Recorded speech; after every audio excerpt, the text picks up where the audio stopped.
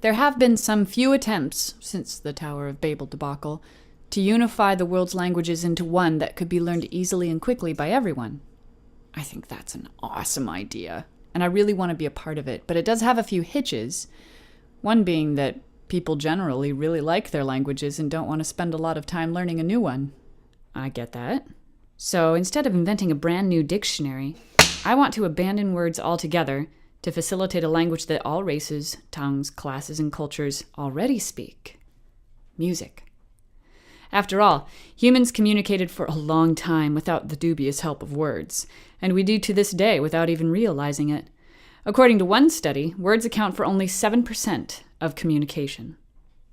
Why couldn't we teach music as a second language? Especially since most people everywhere already have a certain understanding of it. And the best way to learn a language is by immersion.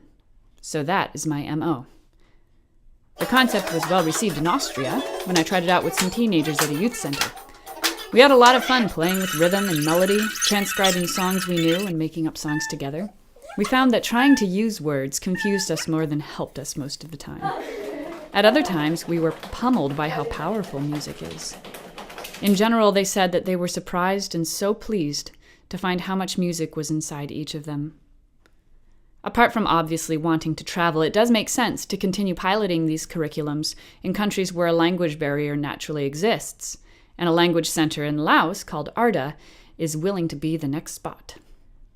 It's more than just a joyride, joyous as it will be, because I'm already collecting research on how different countries practice and pass on music. Like how in Austria, the setting of The Sound of Music, they actually don't teach do-re-mi.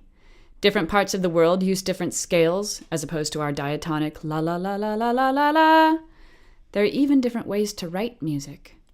Maybe with my research I can eventually find or develop a style of transcription as universal as the language itself. But for now, what I'm teaching is theory, literacy, and listening. That's the most important one. As Aaron Copland says, if you want to understand music better, you can do nothing more important than listen to it. Nothing can possibly take the place of listening to music. So you see, my ultimate ulterior motive is to champion communication and listening. But nobody wants to hear a lecture on listening. We want to hear music.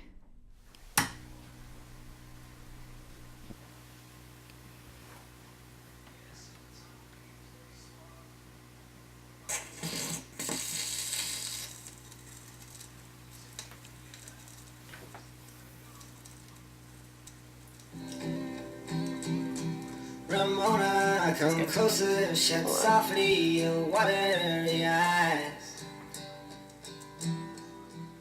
The pangs of your sadness will pass as your senses will rise.